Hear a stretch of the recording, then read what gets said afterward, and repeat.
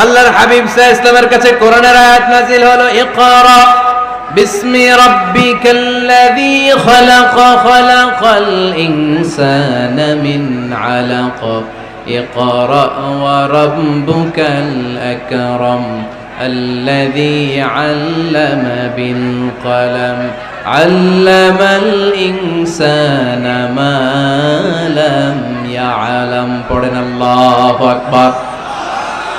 সূরাতুল আলাকের 5 আয়াত হেরা গুহায় যখন নাজিল হয়ে গেল, বিশ্বনবী সাইয়েদনা জিবরাইলকে নিজ আকৃতিতে দেখলেন, পা থেকে মাথা পর্যন্ত দেখে বিশ্বনবী ভয় পেয়ে গেলেন।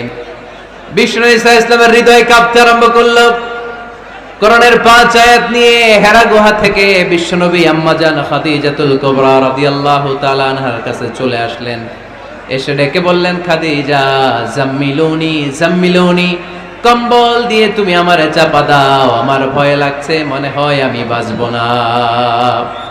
আম্মা জান খাদিজা বললেন, কি হয়েছে আপনার? বিশ্বনবী বললেন, বিশাল বড় একটা লোক কোরআনের 5 আয়াত নিয়ে এসেছে। ওই লোকের পা হেরা গুহার মধ্যে, মাথাটা আকাশের উপরে, এত বিশাল সত্তা, বিশাল কোন মানুষ জীবনে আমি দেখি নাই। এসে সে পরিচয় দিয়েছে সে নাকি জিবরাইল ফেরেশতা। বিশ্বনবী বললেন, মনে হয় আমি বাঁচবো না, আমার জ্বর চলে এসেছে, আমার হৃদয়ের মধ্যে কাঁপুনি শুরু হয়েছে, তুমি আমারে কম্বল দিয়ে চাপা দাও। আম্মা জান খাদিজা বললেন, ও নবী ভয় পাবেন না, আমার আল্লাহ কোনোদিন আপনারে অপমান করবেন না। সুবহানাল্লাহ পড়েন।